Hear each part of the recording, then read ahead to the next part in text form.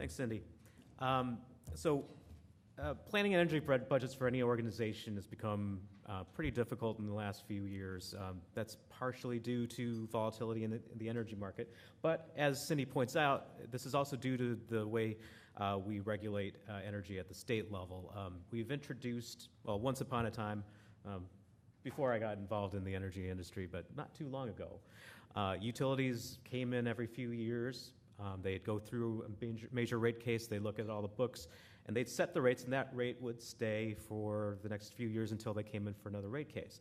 But recently, they have introduced a number of these mechanisms that adjust rates in between the major rate cases to account for some social policy obligations that we've put on them that go beyond the core distribution business. Some of them have been around for a while, like the low-income residential assistance programs, the cost of which are spread to the rest of the ratepayers. And others are fairly new as a result of the Green Communities Act. And these fund some programs that needed to be paid for until the companies came in for rate cases again. So those would include initiatives for net metering, increased energy efficiency program goals, smart grid pilots, and everything that was in that bill. So over the last, I'd say, last 3 or 4 years, the number of trackers has ballooned, and now we have about 12 to 14 trackers for each of those companies. So I'll go through the components of rates. The main components, obviously, are the generation supply component, transmission costs, and then your distribution costs. And on top of those distribution costs are the effect of all of those trackers and reconciling mechanisms. The first component, which you're probably familiar with, you may or may not be familiar with it, but it's the generation supply cost. That's the largest portion of your energy bill. Those are regulated by FERC, but through light regulation, because those are generally, the cost of those are generally in competitive markets, and because the markets are competitive, competition tends to drive the prices to marginal costs, and there's not much need for heavy regulation. So because those are determined by competition, in New England, the prices of generation supply are generally established by the marginal use unit, which is usually a gas-fired unit. And so your energy costs will track natural gas prices. So if you're able to get a handle of where those are going in the future, you can pretty much forecast where your energy prices will be. And for the longer-term outlook these days, natural gas prices will be stable and low due to increased shale gas production. The next component is the transmission cost. That's also regulated by FERC. Those are established through formula rates. They're not generally litigated as major rate cases like we have at DPU. And the cost drivers for those costs are established through regional planning processes by the ISO and through NEPOOL. As the Attorney General mentioned, we are heavily involved in the NEPOOL processes, and we engage other stakeholders in planning the system. And the drivers there are the federally mandated reliability standards, and so the system's planned with a 10-year horizon in order to meet projected load growth in the region. Now, to the distribution portion of your bill, that's another large portion of your bill. That's primarily still regulated by the DPU under traditional cost of service rate of return regulation. This form of regulation has existed for nearly 100 or over 100 years now. But the newer parts of the bill are driven by newer state policies and also federal mandates. Some of those federal mandates include the U.S. Department of Transportation's pipeline safety rules, which are causing a great need for additional capital investments. And then there are the state policy goals, which I mentioned before, which include those net metering and increased energy efficiency goals. So this chart provides the history of transmission investment in New England over the past 15 years. as you see, it's increased significantly, starting from just under $2 billion of investment plant, which now stands at over $6 billion today. This was all necessary because of a long period of underinvestment in electric transmission infrastructure.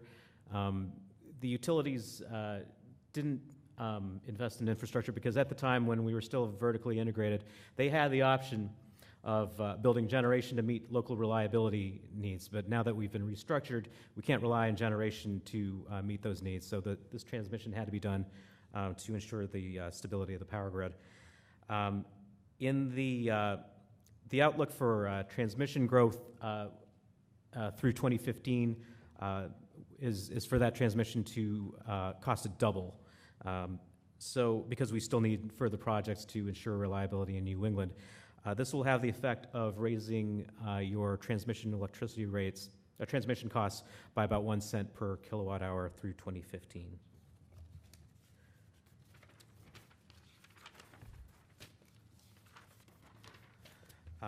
Nevertheless, your transmission cost is still a small portion of the bill. That's depicted here in the middle band in red.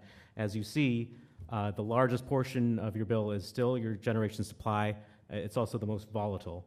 The prices have come down significantly since their peak in 2008, and that's primarily due to the reduction in natural gas prices.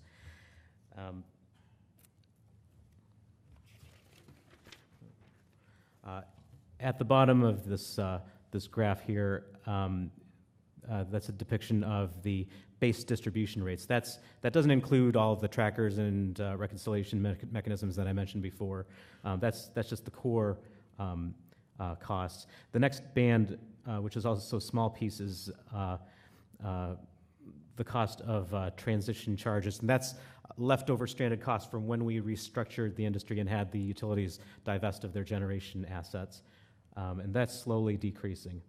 And then there's a band above that which represents what we've termed as miscellaneous costs, and those include all the newer mandates. I have to say that this is from our preliminary information, and the Attorney General mentioned before we were working with the Department of Public Utilities and the Department of Energy Resources to gather this information. And we've been doing this for the past few years through our oversight ability, and these are the responses that we received from the utilities. So we're working with those two agencies plus the utilities to come up with a common language for describing these costs. So as we've called these miscellaneous costs, we'll break that down in more detail to be more granular and be more specific about what those are. So we're going to issue some more questions to the utilities to be able to break that down. And once we have all that data, we'll make that available on our website. So the raw data will be available for anyone who wants to slice and dice it their own way. We'll also have some interpretive charts to help you understand what's going on here.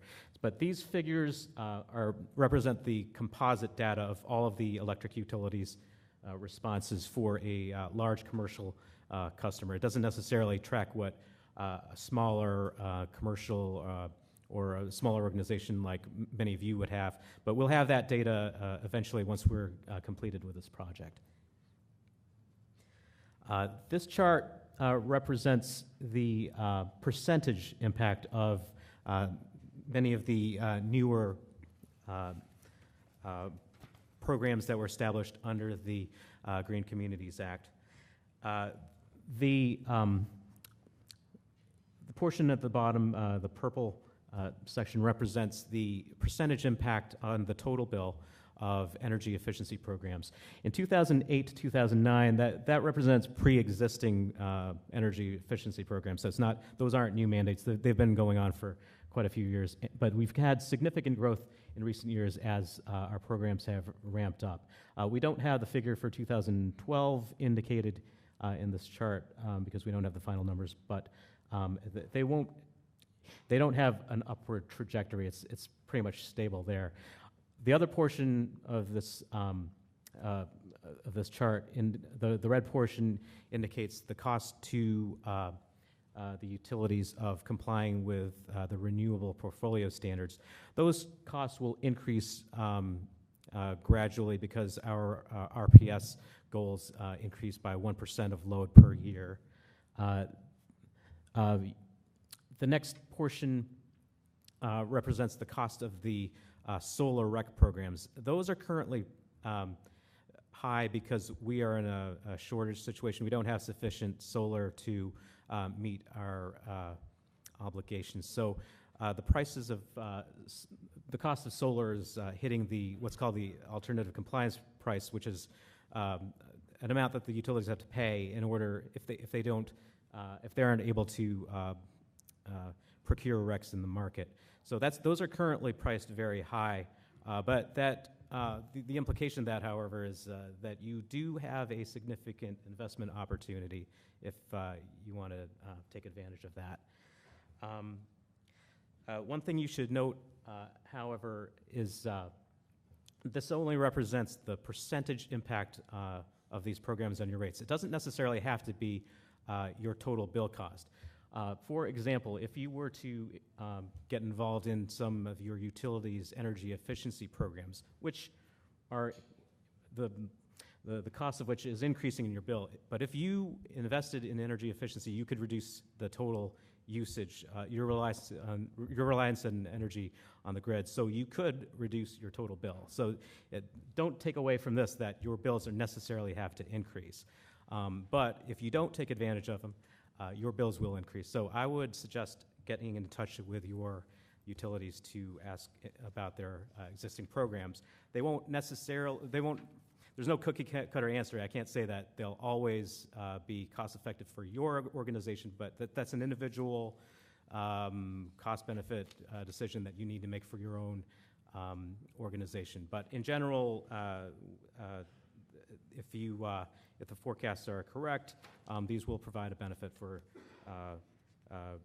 consumers as a whole. Oh, sure. The purple band is the percentage impact of energy efficiency programs on the total bill. Because of the Green Communities Act, the energy efficiency targets have increased significantly since from what they were before. So that is increasing, but at the same time, there are more funds available for consumers to engage in energy efficiency projects. So the next, what I'm going to cover next is all of the trackers that have been put in place. These aren't all necessarily related to Green Communities Act. Many of these have existed well before that. The oldest reconciliation mechanism started in the gas industry with the local distribution adjustment charge and the cost of gas adjustment. The rationale for allowing these charges was there are some charges that are not susceptible to traditional rate making because they're either unpredictable or they're very large, and you needed to give the utilities the ability to earn their returns, so you needed to track their costs. So that was the rationale for these. There were also allowances given to the utilities to pay for environmental remediation. That was those costs were incurred because many of the utilities had these coal gasification plants that left some environmental cleanup problems, and so the utilities had to be given an allowance to be able to clean those up. In the mid-2000s, around 2000s, actually I don't remember the exact date, mid-2000s, the Department of Public Utilities allowed the utilities to include a pension tracker. The rationale there, of course, was that the stock market, the securities markets were too volatile to force them to recover to include these in rates, so they had to track those as well.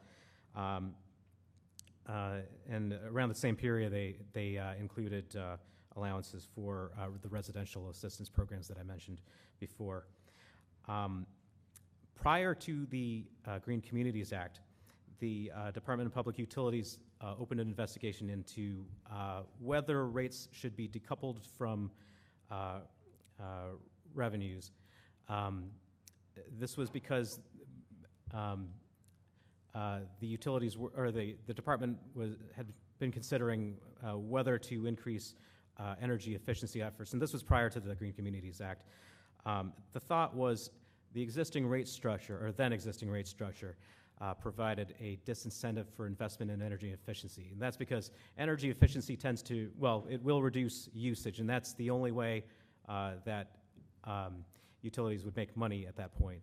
If you reduce usage, you reduce revenues and therefore the profits. So they wouldn't be willing to do energy efficiency. So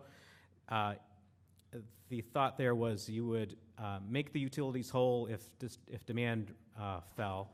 That means rates go up when you use less, and that would keep revenues at a level point.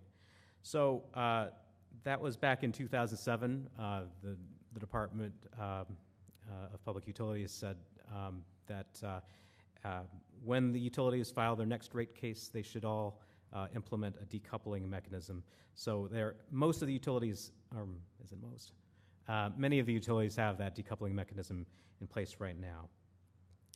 The next factor that caused the growth of all those reconciliation mechanisms was the Green Communities Act, which created a number of initiatives such as net metering and smart grid pilots, energy efficiency, and the long-term renewable contracts that the Attorney General mentioned before. The cost of the long-term contracts haven't come into rates yet, so those will hit in a few years once those projects have been built. You'll notice there's also a tracker for the Attorney General's expert witness. That represents a very small portion of the bill, and I would submit that it's enabled us, the ability to provide witnesses during DPU hearings has enabled us to cut back on a lot of the rate increases that the utilities have proposed. And finally, there are the capital trackers. And this, as I mentioned before, there's some federal mandates on pipelines which required the utilities to make significant capital investments. So the utilities were saying that because these investments are significant, they're unable to make their allowed rate of return under a traditional rate-making scheme. They needed to be able to recover their revenue requirements in between their rate filings. So those have been granted to some of the companies, not all. The end result of all these, however, is that there are multiple tracker mechanisms filed annually by each of the utilities. And there's a calendar in the back of my presentation setting forth when those hit rates. But the problem is there's been a significant backlog in decisions at the Department of Public Utilities because it's created a huge administrative burden on them. So these rates have been allowed to go into effect, and because they're reconciling, the department will adjust these later if it's warranted. So although these costs are in rates right now, they could be subject to further reconciliation, could be up or down. They're not final, so that there's added uncertainty in your rates there. So with that, I'll leave this to the next speaker.